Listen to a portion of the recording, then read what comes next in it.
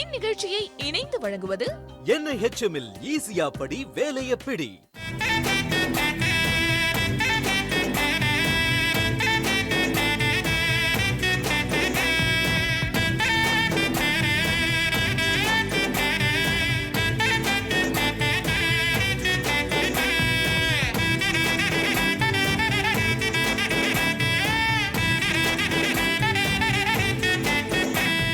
நம்ம ரசிச்சு ருசிச்சு சாப்பிடக்கூடிய ஒரு உணவுனா அது அம்மாவுடைய கைப்பக்குவத்தில் இருக்கக்கூடிய உணவு வகைகள் தான். திங்கக்கிழமைனாலே நம்ம சிறுதானியங்களை வச்சு தான் உணவு வகைகளை பார்த்துட்டு இருக்கிறோம். ஸோ இன்னைக்கு திங்கக்கிழமை, இன்னைக்கு உங்களுக்காக 2 வெரைட்டிஸ் ஆஃப் ரெசிபிஸ் காத்துக்கிட்டு இருக்குது. அண்ட் அதில் பார்த்தீங்கன்னா ஒன்று காராமணியை வச்சு செய்யக்கூடியது, அண்ட் இன்னொன்று மொச்சை வச்சு செய்ய போகிறோம். ஸோ அதில் முதலாக காத்துக்கிட்டு இருக்கக்கூடியது ரெண்டுமே பார்த்தீங்கன்னா குழம்பு வெரைட்டி தான் நம்ம செய்ய போகிறது. ஆனால் இந்த 2 குழம்பு வெரைட்டிலையும் ரொம்ப ஹெல்தி, இந்த நம்மளுடைய உடம்புக்கு தேவையான சத்து, அது மட்டும் இல்லாமல் நம்ம எப்படி ஒரு ஈக்குவல் பேலன்ஸ்டான ஒரு டயட் இருக்கிறது அப்படின்றதுக்கு ஏற்ற மாதிரியான ஒரு ரெசிபி தான் ஃபர்ஸ்ட் ரெசிபி. ஸோ உங்களுக்காக காத்துட்டு இருக்கக்கூடிய ஃபர்ஸ்ட் ரெசிபி காராமணி உருண்டை குழம்பு. காராமணி உருண்டை குழம்பு செய்வதற்கு தேவையான பொருட்கள் என்னென்னன்றதை பார்க்கலாம். காராமணி 1/4 கப், சிவப்பு மிளகாய் 2, உப்பு தேவையான அளவு, கடைந்த மோர் 1 கப், கடலைப்பருப்பு 2 டீஸ்பூன், சீரகம் 1/2 டீஸ்பூன், தேங்காய் தேவையான அளவு. காராமணி உருண்டை குழம்பு செய்வதற்கு தேவையான பொருட்கள் என்னன்றது பார்த்துட்டீங்க. ஸோ உருண்டை குழம்பு அப்படின்னும் போது யூஸ்வலாக மற்ற வடமோ அந்த மாதிரிலாம் போட்டு தான் செய்வோம். கடலைப்பருப்பு இதெல்லாம் போட்டு உருண்டை குழம்பு பண்ணியிருப்போம். பட் ஆனால் காராமணியை வச்சு ரொம்ப ஒரு வித்தியாசமான ஃப்ளேவரில் செய்ய போகிறோம். ஸோ காராமணி நம்மளுடைய தமிழ்நாட்டு ஸ்டைலில் நம்ம குழம்பு வைக்கிறதும் வைப்போம். பட் ஆனால் கொஞ்சம் டால் அதெல்லாம் போட்டு கொஞ்சம் நார்த் இந்தியன் பஞ்சாபி ஸ்டைலில் இருக்கக்கூடிய ரெசிபிஸும் இருக்குது. இது பார்த்தீங்கன்னா பியூர்லி நம்மளுடைய ஊர் சைடில் தான் நான் செய்ய போகிறோம். ஸோ ஃபர்ஸ்ட் இந்த உருண்டையை எப்படி வேக வைப்போமோ அந்த மாதிரிலாம் வேக வச்சு அந்த மெத்தடில் தான் செய்ய போகிறோம். அண்ட் அதுக்கு முன்னாடி இந்த காராமணியை ஒரு நாள் ஃபுல்லாக, ஒரு நைட் ஃபுல்லாக ஊற விட்டால் தான் அந்த டெக்ஸ்டர் நல்லா இருக்கும். அதை நம்ம செய்ய முடியும். ஸோ நான் இதுக்கு எடுத்துக்கக்கூடிய காராமணி வெள்ளை காராமணி எடுத்துருக்கிறேன். ஸோ ஈவன் நீங்கள் வேறு கலர் காராமணி எடுக்கிறதா இருந்தாலும் எடுத்துக்கலாம். எல்லாமே நம்ம எல்லா கலர் காராமணியும் இதில் யூஸ் பண்ணலாம். ஸோ இப்போ இந்த காராமணியோட ஆல்மோஸ்ட் ஒரு 10 ஹவர்ஸ்க்கு மேலே ஊறி இருக்குது. ஸோ இந்த காராமணியோட இந்த சிகப்பு காய்ந்த மிளகாய், அதுக்கப்புறம் கொஞ்சம் உப்பு போட்டு நல்லா கொஞ்சம் கொரப்பாக அரைச்சி எடுத்துக்க போகிறோம். அந்த அரைச்சி எடுத்ததை சின்ன சின்ன உருண்டையாக போட்டு அதை தான் நம்ம வேக வச்சு எடுக்க போகிறோம். ஸோ இது நான் அரைச்சி கொண்டு வந்துடுறேன். அதுக்குள்ளே இன்னைக்கு சமையல் அறையில் உங்களுக்காக என்ன டிப்ஸ் காத்துக்கிட்டு இருக்குன்றதை பாருங்கள்.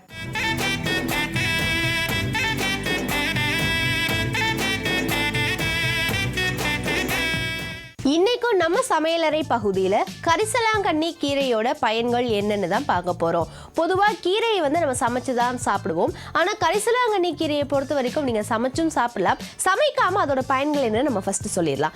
கரிசலாங்கண்ணி கீரை இருக்கு இல்லையா, அதோட சிறிதளவு தேங்காய் எண்ணெய், சிறிதளவு நல்லெண்ணெய் இதெல்லாம் சேர்த்து அரைச்சி ஒரு பேஸ்ட் மாதிரி ரெடி பண்ணிக்கோங்க. இந்த பேஸ்ட்டை உங்களுக்கு தலைவலி வந்தது அப்படின்னு சொன்னால் நீங்கள் நெத்தியில் தேய்க்கும் போது தலைவலியிலேருந்து விடுபடலாம். அது மட்டும் இல்லாமல் உடலில் எங்கெங்கே உங்களுக்கு பெயினாக இருக்கோ அந்த இடங்களில் இந்த கலவையை நீங்கள் தேய்ச்சிங்க அப்படின்னு சொன்னால் அந்த வலிகளில் இருந்தும் விடுபடலாம். ஒரு சிலருக்கு காது பயங்கரமாக வலிக்கும். அதுக்கு என்ன பண்ணுறது, என்ன ட்ரீட்மெண்ட் அப்படின்னே தெரியாது. அப்படி காது வலி வரும்போது கரிசலாங்கண்ணி கீரையை மட்டும் எடுத்து அது ஜூஸ் மாதிரி பிழிஞ்சு ஒரு 4-5 drops ஆஃப் கரிசலாங்கண்ணி ஜூஸ் இருக்கு இல்லையா, அதை நீங்கள் காதுக்குள்ளே நீங்கள் விடும்போது உங்களுக்கு காது வலியிலிருந்து விடுதலை கிடைக்கும். நிறைய பேருக்கு பயங்கரமாக ஹேர் ஃபால் ஆகுதுப்பா, ஹேர் வளரவே மாட்டேங்குது அப்படின்னு சொன்னால் அந்த இடத்துல நீங்கள் கரிசலாங்கண்ணி கீரையோட சாறு எடுத்து நீங்கள் நல்லா மசாஜ் பண்ணீங்க அப்படின்னு சொன்னால் முடி கொட்டுறது நின்று முடி கருப்பாகவும் அடர்த்தியாகவும் வளரும்.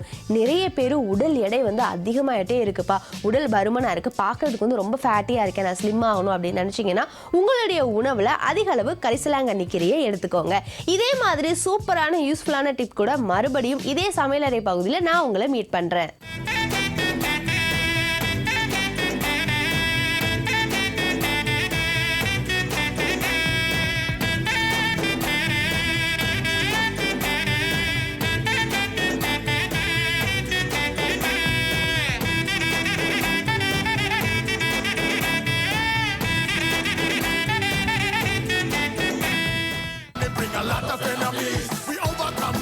Make opportunities, then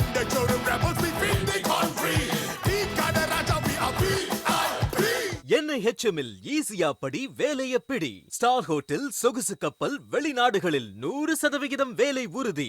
மிக குறைந்த கல்வி கட்டணம், உலகத்தரம் வாய்ந்த கல்வி. Alagappa university approved courses. Diploma, BCom, BSc, BBA, MBA. Part time job மூலம் சம்பாதிக்கலாம். The National Institute of Hotel Management. Contact 9087-500-600.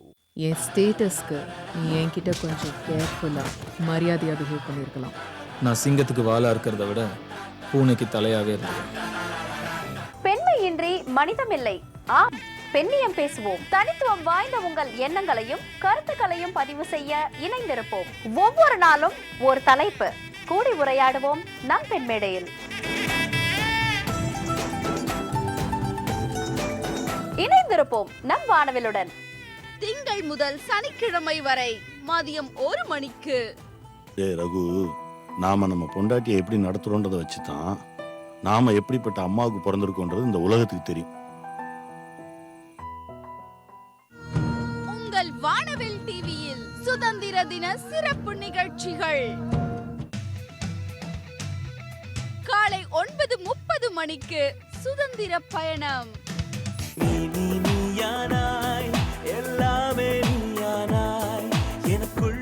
காலை 10 மணிக்கு. அங்காளி பங்காளி சிறப்பு திரைப்படம். நண்பகல் 12:30 மணிக்கு செஃப் தாமுவின் ஸ்டார் சமையல். நான் அழகா இருக்கிறனால தான் இது வரைக்கும் ஃபிகர் எதுவும் செட் ஆகாம போயிருக்கு. வளர்த்து விட்டா என்னையே கெடுப்பியா? மதியம் 1 மணிக்கு மகாபலிபுரம் சிறப்பு திரைப்படம். மாலை 6:30 மணிக்கு சுவாரஸ்யமான ஸ்வேதா.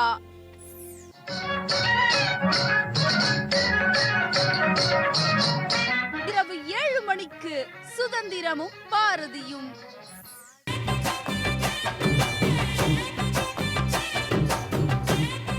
இரவு 7:30 மணிக்கு ஆட்டம் கொண்டாட்டம்.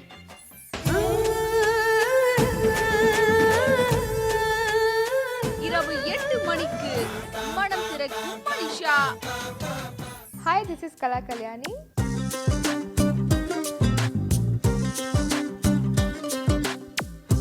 இரவு 8:30 மணிக்கு கலையான கல்யாணி.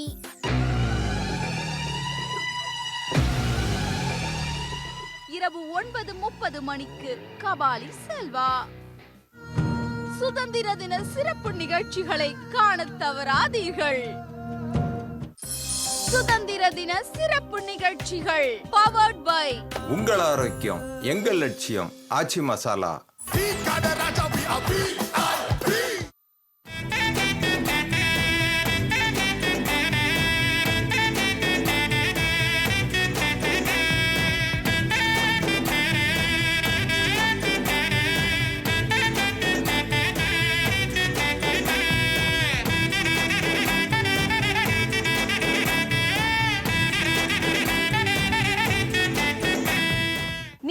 பார்த்த டிப்ஸ் உங்களுக்கு ரொம்ப யூஸ்ஃபுல்லாக இருந்திருக்கும். ஸோ இப்போ வந்து காராமணி, அப்புறமா காய்ந்த மிளகாய், அதோட கொஞ்சம் உப்பு போட்டு நல்லா அரைச்சி, எப்பயுமே காராமணியை வேக வைப்போம், பட் ஆனால் இதை வந்து நல்லா ஊற வச்சு அதை கொரப்பாக அரைச்சி எடுத்தாச்சு. இப்போ இதை சின்ன சின்ன உருண்டை பிடிச்சி இது வந்து இட்லி சட்டியில் வேக வச்சு எடுக்கணும். இல்லைன்னா நார்மல் பேனில் நீங்கள் வேக வச்சு எடுத்தாலும் ஓகே. ஸோ வந்து தண்ணியை முதல்ல சூடு பண்ண ஆரம்பிச்சிடலாம். அப்போ தான் நம்ம உருண்டை பிடிச்சி வைக்கிறதுக்கு கரெக்டாக இருக்கும். அதுக்காக ஸ்டவ் ஆன் பண்ணிடலாம். ஸோ தண்ணி விட்டு அது நல்லா கொஞ்சம் சூடாகட்டும். அதுக்குள்ளே இந்த பேனில் ஆயில் தடவிடுங்க, உள்ளே வச்சுடுங்க. இப்போ இதை சின்ன சின்ன உருண்டையாக உங்களுக்கு எப்படி எந்த சைஸில் பிடிக்கணுமோ அந்த சைஸில் பிடிச்சிக்கோங்க. ஸோ இதை வந்து சின்ன சின்ன உருண்டை பிடிச்சி அதை வந்து வேக வச்சு எடுக்க போகிறோம். ஸோ அது வேக வச்சு எடுத்துட்டு அதுக்கப்புறமா இந்த குழம்புக்கானது ரெடி பண்ண போகிறோம். ஸோ குழம்பு அப்படின்னும் போது நம்ம காரசாரமாக உருண்டை குழம்பு அப்படின்னாலே வந்து அதில் வந்து நம்ம காரசாரமாக அப்படி போட்டுட்டு அதில் இந்த வேக வச்சு எடுத்துக்கக்கூடிய உருண்டையை வந்து போடுவோம். பட் இது வந்து கொஞ்சம் டிஃப்ரெண்ட்டாக இருக்க போகுது. ஸோ அதுக்காக தான் வந்து நம்ம கடலைப்பருப்பையும் துவரம்பருப்பையும் ஊற வச்சுருக்குறோம். அதை வந்து அரைச்சி குழம்பு வைக்க போகிறோம். ஸோ ஊற வச்சுருக்குறோம், நல்லா வேக தான் வைப்போம் அப்படின்ற மாதிரி இருக்கும். பட் ஆனால் அது கொஞ்சம் டிஃப்ரெண்ட்டாக. அண்ட் இதில் ரொம்ப முக்கியம் மோர். ஸோ நல்லா கெட்டி தயிர் எடுத்து நல்லா தண்ணி விட்டு மோராக அடித்து எடுத்துக்கோங்க. அதுக்கப்புறமா அதில் நம்ம மிக்ஸ் பண்ணி தான் குழம்புக்கு வந்து இது ஒரு ஃப்ளேவர் கொடுக்க போகுது. ஸோ இது எல்லாத்தையும் போட்டாச்சு. மூடி போட்டு நல்லா ஒரு 15 to 20 minutes நல்லா வேக விடுங்க. அதுக்கப்புறமா நம்ம சைமல்டேனியஸாக இந்த குழம்புக்கு செய்ய வேண்டியது செய்யலாம். ஸோ இப்போ இந்த ஊற வச்சுருக்கக்கூடிய கடலை பருப்பு, அதுக்கப்புறம் துவரம் பருப்பை காய்ந்த மிளகாயோடு சேர்த்து, அப்புறமா இந்த தேங்காய் துருவலோடு சேர்த்து நல்லா நம்ம அரைச்சி எடுத்துக்க போகிறோம். ஸோ தேங்காய் துருவலோடு சேர்த்து லாஸ்ட்டாக இது பண்ணிக்கிட்டாலும் ஓகே. ஸோ முதல்ல கடலை பருப்பையும் துவரம் பருப்பையும் அதோடு சேர்த்து காய்ந்த மிளகாயை அரைச்சி எடுத்துக்கிறேன். அதுக்கப்புறமா அதை வச்சு தான் நம்ம வந்து குழம்பு ரெடி பண்ண போகிறோம். ஸோ இது வந்து கொஞ்சம் பாயில் ஆகட்டும், அதுக்குள்ளே இதை வந்து நான் அரைச்சி எடுத்துகிட்டு வந்துட்டேன். ஸோ இதில் வந்து பார்த்திங்கன்னா கடலைப்பருப்பு, துவரம் பருப்பு, அதோட காய்ந்த மிளகாய், அதுக்கப்புறம் சீரகம், தேங்காய் இது எல்லாத்தையும் போட்டு அரைச்சி விழுத எடுத்தாச்சு. இதை வந்து நல்லா மோர் குழம்பு அப்படின்னு சொல்லியிருக்கோம் பார்த்தீங்களா, நல்லா தயிரை வந்து அடித்து வச்சுருக்குறோம். ஸோ இதோட அப்படியே மிக்ஸ் பண்ணுங்கள், நல்லா பீட் பண்ணுங்கள். நல்லா கொஞ்சம் கூட இதுவும் இல்லாமல் ஒரே இதுவாக இருக்கிற மாதிரி. இன்னும் உங்களுக்கு எவ்வளோ தண்ணி தேவைப்படுதோ மோர் குழம்புக்கு அதை ஆட் பண்ணிக்கலாம். ஸோ மோர் குழம்பு அப்படின்னும் போது வெண்டைக்காய் ஆட் பண்ணுவாங்க. ஸோ அந்த மாதிரி இல்லாமல் மோர் குழம்புல உருண்டை குழம்பு, காராமணியை வச்சு உருண்டை போட்டு இது செய்ய போகிறோம். ஸோ உள்ளே வந்து பாயில் ஆகிக்கிட்டே இருக்குது.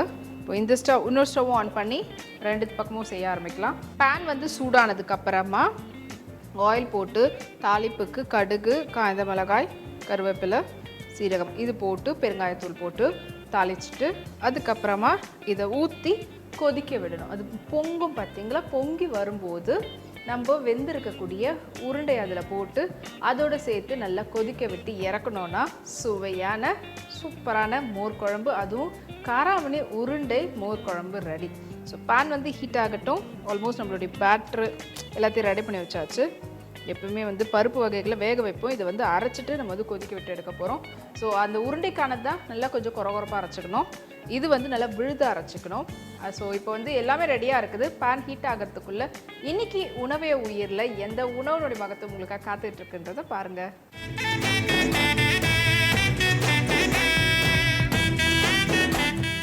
நம்மளோட உணவே உயிரில் நந்தியாவட்டை. எஸ், இது வந்து ஒரு பூ. இந்த பூ நம்ம எல்லாருக்குமே தெரிஞ்சிருக்கும். இந்த பூவை நிறைய மருத்துவ குணங்கள்லாம் இருக்குது. இது நம்மளோட டே டு டே லைஃப்பில் எடுத்துக்கும் போது எந்த மாதிரியான நல்ல விஷயங்கள்லாம் நடக்குது அப்படிங்கிறது வந்து இப்போ நம்ம பார்க்க போகிறோம். ஸோ அதில் முதல் விஷயம் பார்த்தீங்கன்னா உயர் ரத்த அழுத்தம், அதாவது பிளட் ப்ரெஷர் வந்து குறைக்கும். அது மட்டும் இல்லாமல் நம்ம உடம்புல ஏற்படுற காயங்களை வந்து குணமாக்கக்கூடிய, அதுவும் சீக்கிரமாக குணமாக்கக்கூடிய ஒரு பவர் வந்து இந்த நந்தியாவட்டைக்கு இருக்குது. அது மட்டும் இல்லாமல் நம்மளோட டே டு டே லைஃப்பில் வந்து நந்தியாவட்டை அந்த பூவை வந்து நம்ம காய்ச்சி அந்த தண்ணியில் நம்ம காகல் பண்ணும்போது வாய் பிரச்சனைகள், அதாவது பல்வலி, இந்த மாதிரியான பிரச்சனைகள்லாம் வந்து நீங்குது அப்படின்னு சொல்லியிருக்காங்க. உணவே உயிரில் உணவுனுடைய மகத்துவத்தை பார்த்து தெரிஞ்சுட்டு இருப்பீங்க. அந்த உணவை கொஞ்சம் ரெகுலராக எடுத்துக்க பாருங்க, உங்களுடைய உடம்புக்கு ரொம்ப ரொம்ப நல்லது. ஸோ பேன் வந்து ஹீட் ஆகிடுச்சு. ஸோ தாளிப்புக்கு தேவையான அளவு ஆயில் சூடானதுக்கு அப்புறமா தாளிப்புக்கு தேவையான அளவு கடுகு, அதுக்கப்புறமா காய்ந்த மிளகாய். அண்ட் மோர் குழம்புல நம்ம ஆல்ரெடி தேங்காயை இந்த விழுதோடய சேர்த்து அரைச்சாச்சு. ஸோ இந்த விழுதை வந்து நல்லா மிக்ஸ் பண்ணிக்கோங்க, கொஞ்சம் கூட அது நிற்காத அளவுக்கு. ஏன்னா இதுதான் ரொம்ப ரொம்ப முக்கியம். ஸோ நீங்கள் இல்லைன்னா இது மட்டுமே கூட கொதிக்க விட்டுட்டு லாஸ்ட்டாக கூட தாளித்து அதில் கொட்டலாம். ஸோ எல்லாத்தையும் ரெடி பண்ணிவிட்டு எப்படி நம்ம சட்னிக்கு இல்லை ஒரு சில குழம்புக்குலாம் லாஸ்ட்டாக தாளித்து கொட்டோம் பார்த்தீங்களா, அந்த மாதிரி கூட இந்த மாரி மோர் குழம்புக்கு நீங்கள் பண்ணலாம். ஸோ ஆயில் வந்து ஹீட் ஆகிடுச்சு. தாளிப்புக்கு தேவையான அளவு கடுகு, சீரகம் ஆல்ரெடி அரைச்சிட்டோம், இருந்தாலும் கொஞ்சமாக சீரகம். இதே மாதிரி காய்ந்த மிளகாய் அதுலேயும் போட்டு அரைச்சிருக்கிறோம். ஏன்னா இதுதான் இதுக்கான காரம், இதுலேயும் போட்டு அரைச்சிட்டோம். இருந்தாலும் தாளிப்பில் ஃப்ளேவருக்காக காய்ந்த மிளகாய் நல்லா பொரிஞ்சிடுச்சு.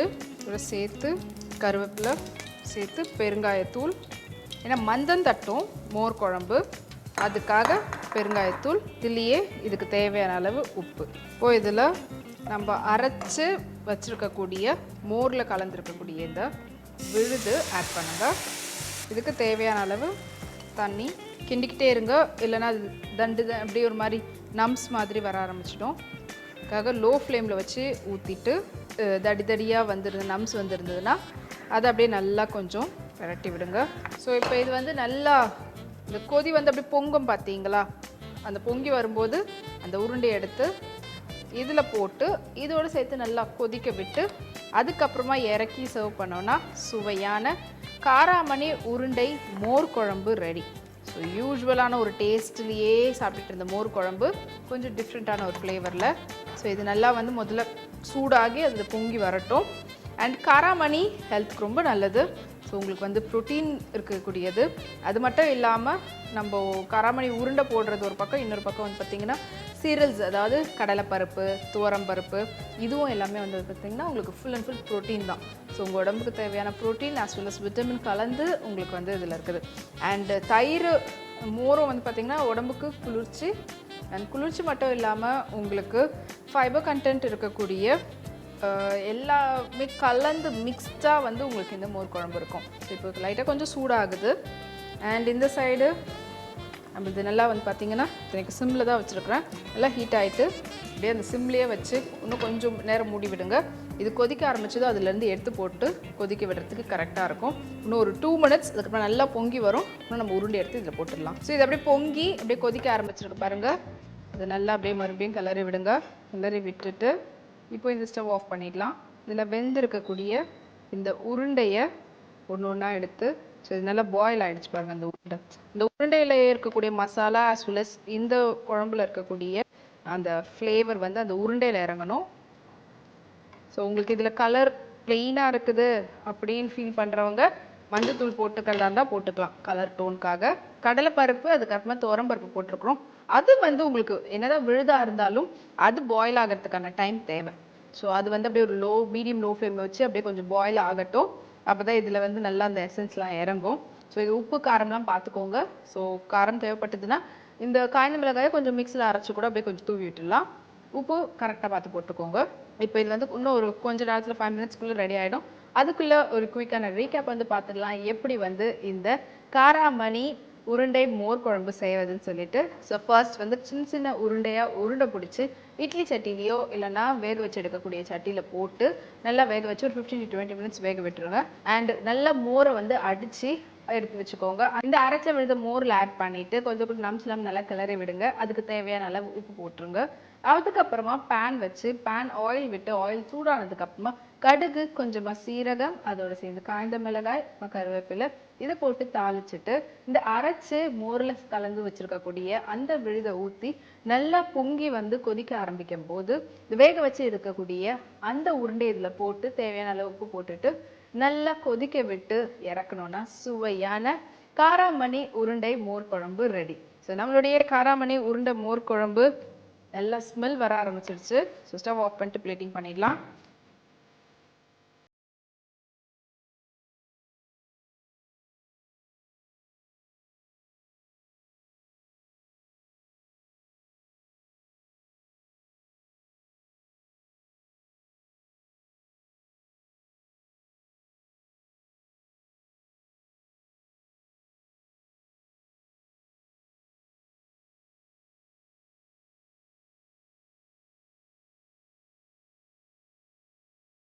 அடுத்ததாகவும் உங்களுக்காக ஒரு வித்தியாசமான ஒரு குழம்பு வெரைட்டி தான் காத்துக்கிட்டு இருக்கு. அது என்னன்னு தெரிஞ்சுக்கிறதுக்கு முன்னாடி நம்மளுடைய உப்பு மிளகுல ஒரு சின்ன பிரேக்.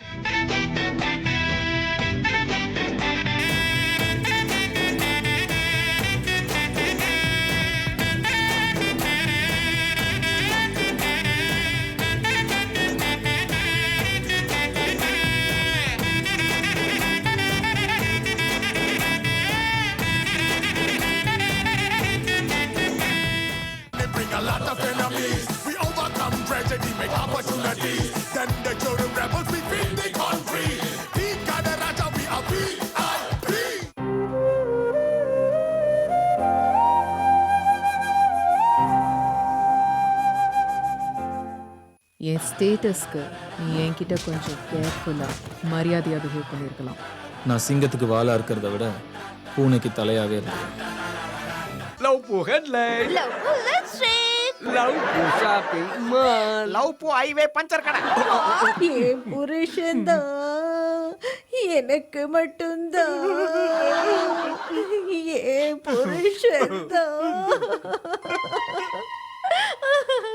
என் தாயின் மீது ஆணை எடுத்த சபதம் முடிப்பேன். என் தாயின் மீது ஆணை எடுத்த சபதம் முடிப்பேன். ஒண்ணு இந்த வீட்ல இவங்க இருக்கணும் இல்ல நாங்க இருக்கணும் சொல்லுங்க. சரி, எப்ப கிளம்புறீங்க?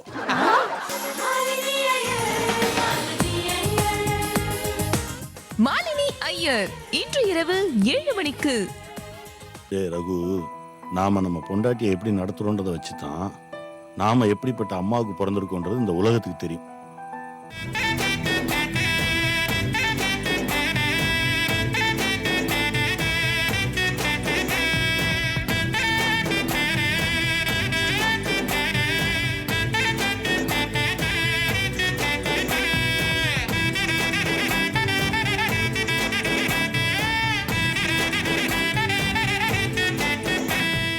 வெல்கம் பேக் டு உப்பு மிளகும். ஸோ அடுத்ததான் உங்களுக்காக ஒரு குழம்பு வெரைட்டி காத்துட்ருக்குன்னு சொன்னேன். அண்ட் இதுவும் வந்து ஒரு உருண்டை குழம்பு தான். பட் ஆனால் நம்ம ஃபர்ஸ்ட் பண்ண ப்ராசஸ்க்கும் இதுக்கும் நிறைய டிஃப்ரென்ஸ் இருக்குது. ஸோ ஃபர்ஸ்ட் வந்து நம்ம ஃபஸ்ட்டு ஊற வச்சு அரைச்சிட்டு அதுக்கப்புறம் வேக வச்சு எடுத்தோம். இது ஆல்ரெடி வேக வச்சதை நம்ம அரைச்சி உருண்டை பிடிச்சி அப்படியே குழம்புல வந்து போட போகிறோம்.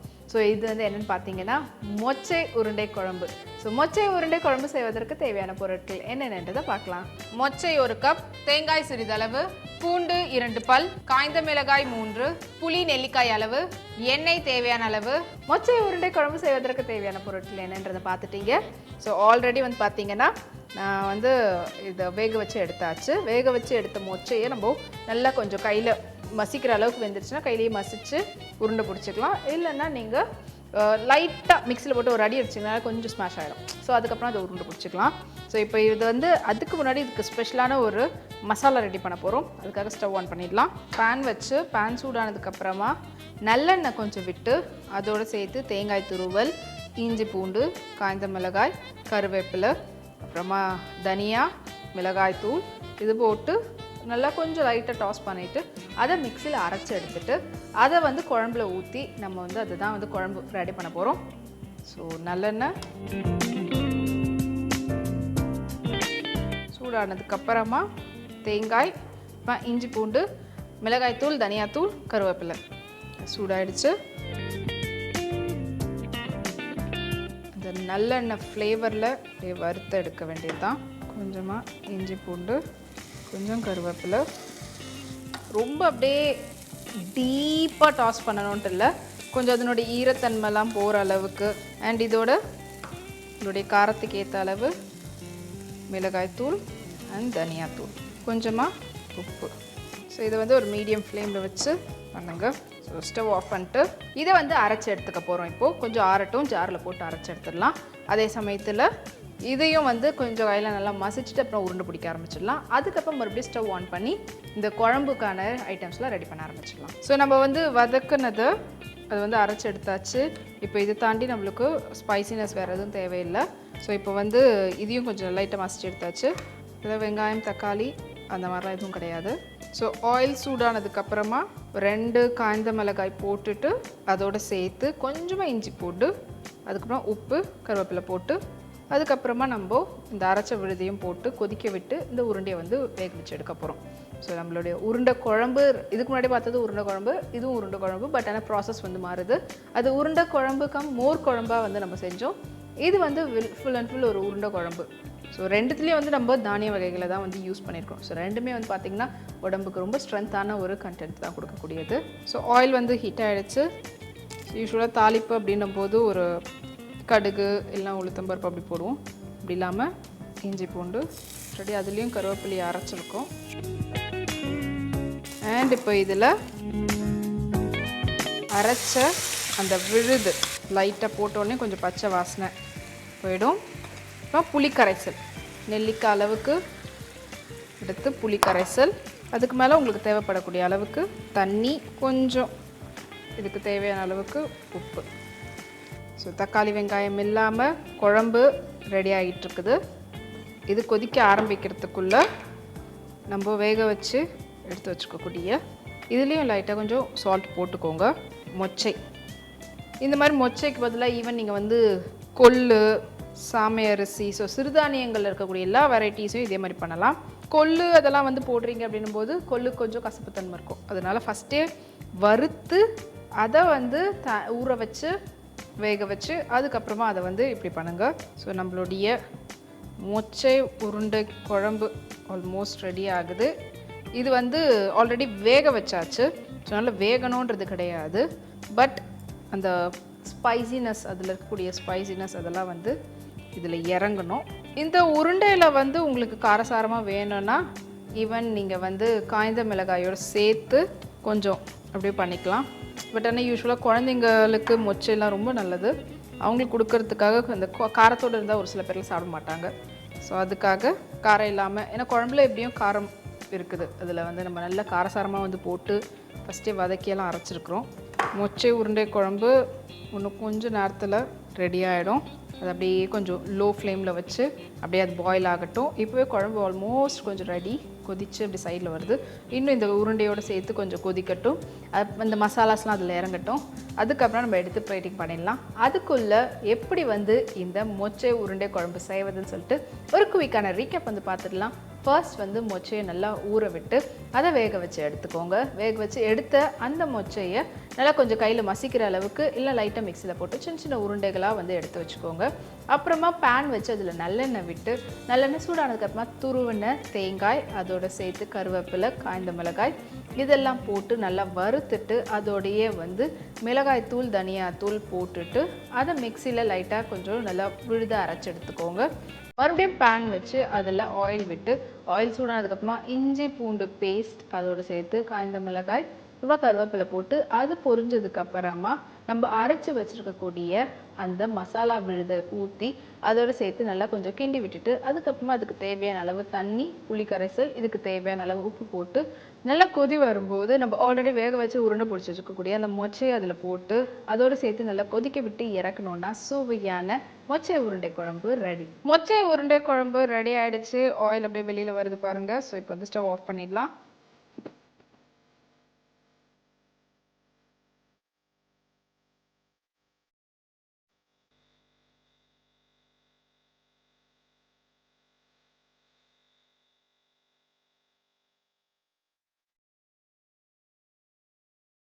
இதே மாதிரி ஒரு டிஃப்ரெண்டான ஃப்ளேவரில் டிஃப்ரெண்டான ரெசிபிஸோடு அகெயின் உங்களை நான் உப்பு மிளகுல மீட் பண்ணுறேன். பாய்.